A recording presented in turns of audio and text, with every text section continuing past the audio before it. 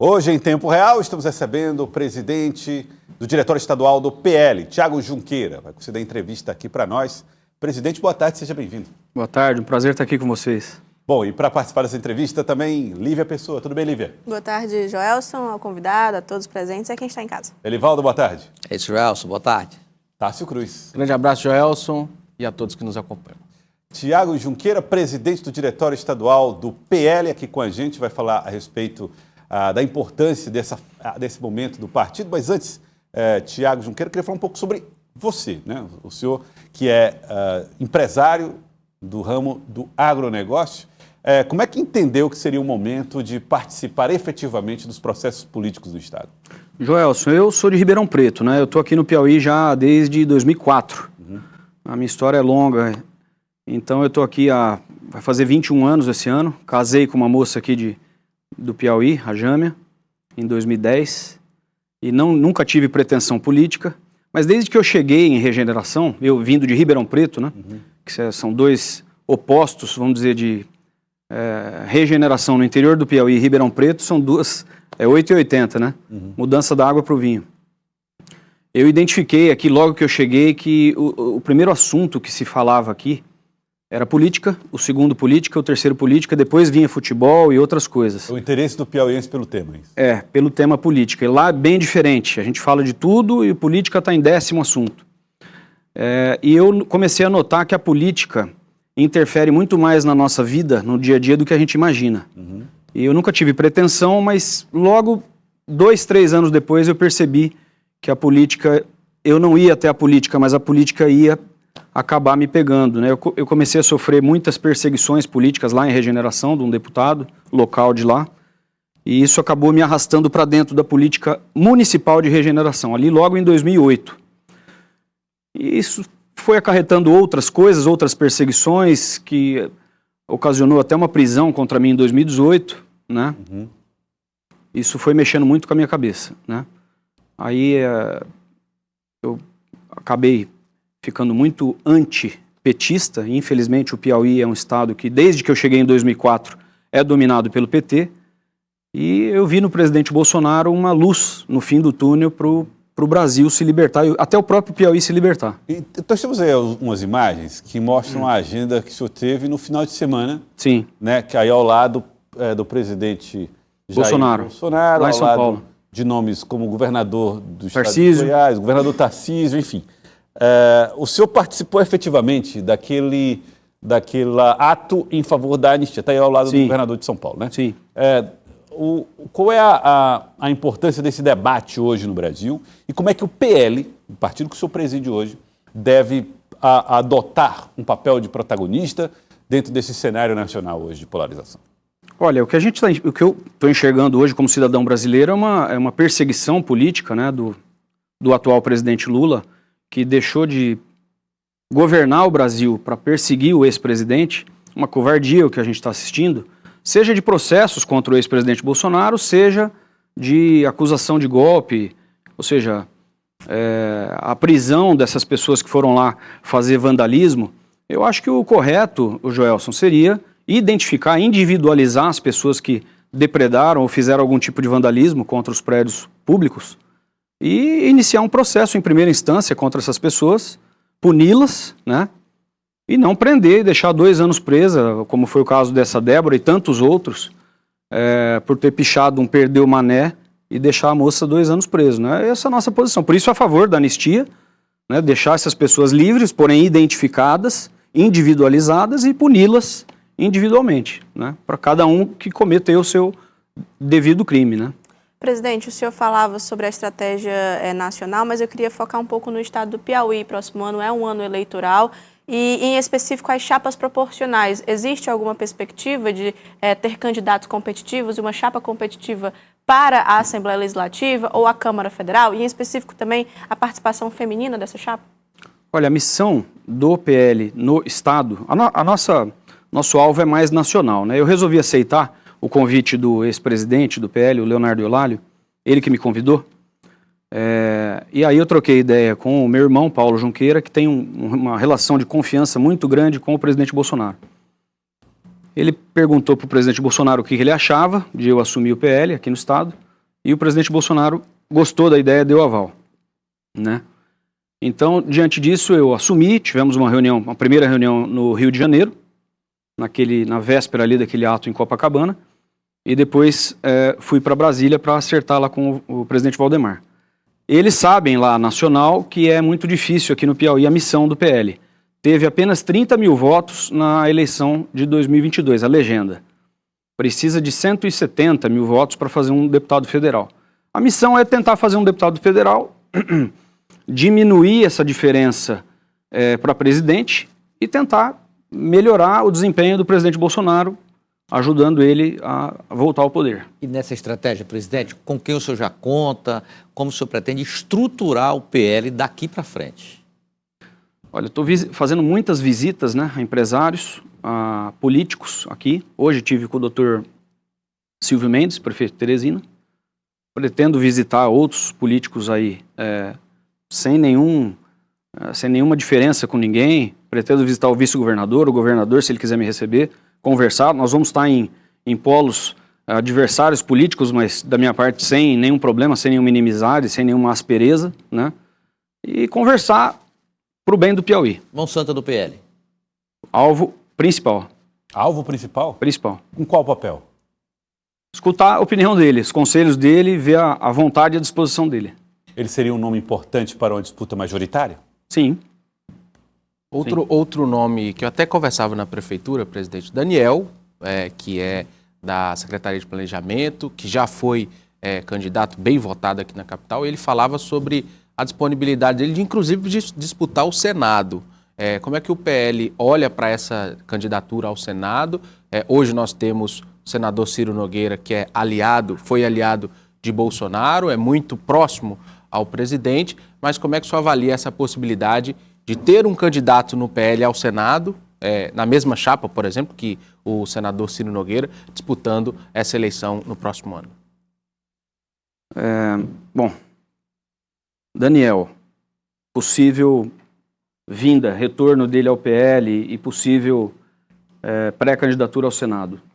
Tudo é possível, tá? Eu não tenho muitos nomes disponíveis para montar o PL. Vocês hão de convir comigo que os melhores nomes já estão colocados nos partidos, né? E outros nomes de empresários aqui no Piauí, muitas vezes, Joel, eles não querem se envolver com política. Não querem ir para a linha de frente.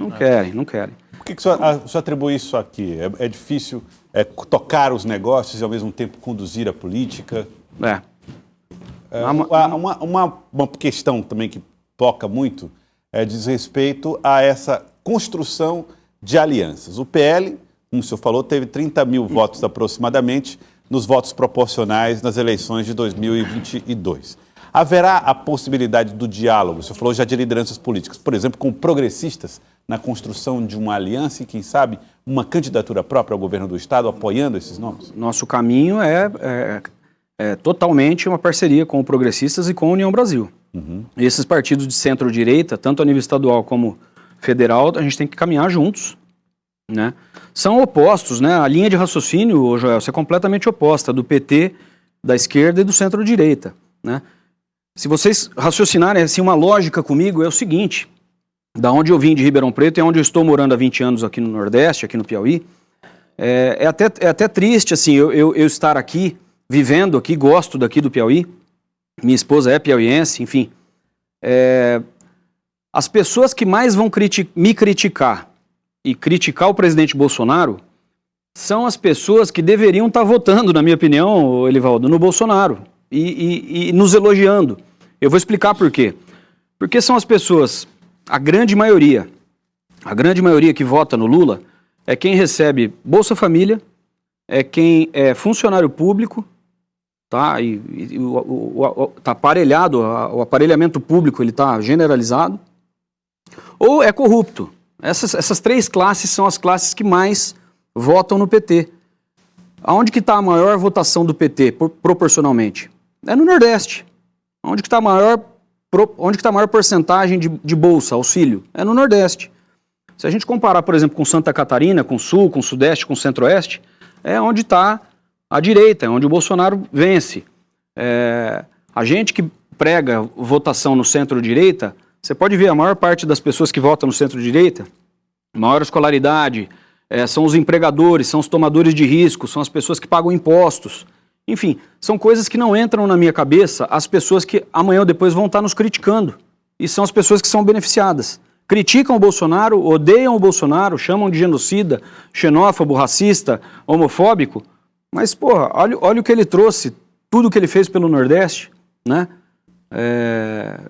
Aumentou o auxílio, não deixou faltar vacina, nomeou o ministro Cássio do Piauí para o STF. Na minha opinião, corre um grande risco do nosso próximo vice-presidente ser piauiense, né? O senador Ciro acho que está nas cabeças aí para ser escolhido vice-presidente. Então, eu não consigo entender essas pessoas aqui do Nordeste, aqui do Piauí, que atacam tanto o presidente Bolsonaro, idolatram tanto o Lula, e o Piauí está do jeito que está, sendo governado pelo PT há 20 anos. Não consigo entender. Presidente, mas eu queria que o senhor pudesse delimitar mais a questão da estratégia nacional que o senhor fala. Como que vai ser uma caminhada conjunta, já que Ronaldo Caiado, do União Brasil, já lançou a pré-candidatura. Quando eu conversei com o Ciro Nogueira, o nome do Progressistas até o momento é Tereza Cristina, e o PL não tem esse nome ainda, já que Bolsonaro se considera, está, no caso, inelegível. Então, como que vai ser essa caminhada conjunta, essa definição até o próximo ano? Olha, eu acho que tem muita coisa para acontecer ainda até a eleição do ano que vem. Hoje o Bolsonaro está, na minha opinião, covardemente inelegível por duas situações, que o ano que vem vai mudar a questão do TSE, né? Que é a reunião que ele fez com os embaixadores para criticar lá a urna eletrônica, e o fato dele ter subido lá no carro de som do Silas Malafaia, abuso de poder econômico. Absurdo as duas coisas. Ele tem confiança que vai reverter isso ano que vem no TSE. E a outra questão é o processo que estão fazendo agora contra ele lá do 8 de janeiro, acusando ele de golpe, sendo que o Lula assumiu a presidência de fato. O negócio foi dia 8 de janeiro, então, portanto, quem era o presidente era o Lula. Ele podia ter acabado com as manifestações e não acabou. E o Bolsonaro deu todas as declarações em dezembro, antes de sair, pedindo para as pessoas não fazerem baderna, não fazerem greve de caminhão, não fazerem nada. Então está tudo gravado, está tudo registrado. Bolsonaro tem muita confiança que vai ser o candidato em 26, e ele não estar na urna no ano que vem é uma negação da democracia. Mas a centro-direita trabalha com essa possibilidade, os candidatos estão surgindo, inclusive nas pesquisas. A Lívia citou alguns, eu cito também o governador Tarcísio Freitas, lá do estado de São Paulo, que é o nome que, nesse campo, depois do ex-presidente Bolsonaro, é o que se apresenta com a melhor performance pré-eleitoral. Ou seja, eu percebo também que no discurso do bolsonarista raiz, ele não tem esse plano B. Ou seja, acredita que essa situação de inelegibilidade pode mudar? Elivaldo, ali em São Paulo, quando a gente estava reunido no final de semana passado, você viu, a centro-direita deu uma demonstração de união muito grande. Tinham 7 governadores, não tinham 8 porque teve um problema de enchente lá no Rio de Janeiro. O governador Cláudio Castro não pôde ir por conta disso. Mas estava Caiado, estava Zema, estavam 7 ali no Palácio dos Bandeirantes, junto com o Bolsonaro, demonstrando ali todo o apoio ao presidente Bolsonaro, depositando ali confiança, porque o que passa ali para o Bolsonaro reverter essa questão é esse projeto de anistia. Então estavam todos ali depositando essa confiança nesse projeto de anistia, que eu sinceramente acho que deveria passar, né? Plano B, sinceramente, se ele começar a falar em plano B agora, eu acho que já começa a rachar, começa a desunir. O Tarcísio está 100% focado na reeleição dele, inclusive com ótimas costuras lá, com MDB, com PSD. A reeleição do Tarcísio está praticamente consolidada em São Paulo, né? E eu acho que esses outros governadores que estão eventualmente saindo, o próprio Caiado, o Ratinho, o Zema, eu acho que todos têm um caminho muito tranquilo para Senado. Presidente, agora trazendo um pouco aqui para a capital. O PL, vereador Luiz André, hoje está na base do prefeito Silvio Mendes. O senhor se encontrou com o Silvio Mendes hoje. Como que foi esse diálogo e como o PL participa, apoia essa gestão do prefeito aqui da capital? A minha conversa hoje com o Dr. Silvio, que é um amigo, é um cara da minha confiança, que eu fui até pegar alguns conselhos com ele, de horas de voo dele, não foi muito de política, né? Não conversei com ele sobre sinergia política de PL com a gestão dele. E com o Luiz André eu já conversei, né? O vereador do PL aqui, já me disse que vai estar fechado conosco aí. O que é daqui para trás é daqui para trás, daqui para frente, estamos juntos. E o comando do partido em Teresina fica com o Luiz André ou Leonardo Eulalio? Leonardo Eulalio. Estamos com um ótimo relacionamento, ele que me convidou, estamos bem alinhados, estamos tranquilos. PL Mulher também acho que segue aí com a Jesse, não tem... A gente quer trazer pessoas. Por exemplo, eu ouvi algumas críticas já sobre a Jesse, mas a gente tem que entender que o momento agora é de manter a calma, a tranquilidade. Já ouvi algumas críticas em relação ao Mainha, que também chegou, que já se lançou como uma opção, né? Uma opção, um nome para a candidatura de governo do Estado. É um cara que estava no governo do Rafael até outro dia, né? As pessoas começam a criticar, a apedrejar. Eu acho que não é por aí. Quem quiser vir para o PL entendendo que a gente não quer aproveitador, que não quer, né, gente de esquerda travestido de direita, vai ser bem-vindo. Então, nacional é caminhar todos juntos com o nome de Bolsonaro como esse mote até o momento, e estadual seria o PL com Mainha e PP com Margareth Coelho? Olha, o que está hoje posto é isso, mas o nome do Mainha ele não é prego batido e ponta virada, né? A gente já teve essa conversa, eu e o Mainha, eu acho que ele tem que viabilizar, ele está aí nessa caminhada dele aí em rede social, conversou comigo, eu disse ok, sem problema nenhum, mas ele mesmo sabe que ele precisa viabilizar isso nas pesquisas, né? Então pode ser que apareçam outros nomes no decorrer daqui para o final do ano e que ele mesmo fale, olha, Thiago, vamos abrir para outra pessoa, né? Quero agradecer ao senhor, presidente do PL aqui no estado do Piauí, Thiago Junqueira. Muito obrigado pela participação aqui no Jornal do Piauí de hoje. Joel, estou à disposição para voltar quantas vezes for convidado. Muito obrigado pela presença aqui com a gente.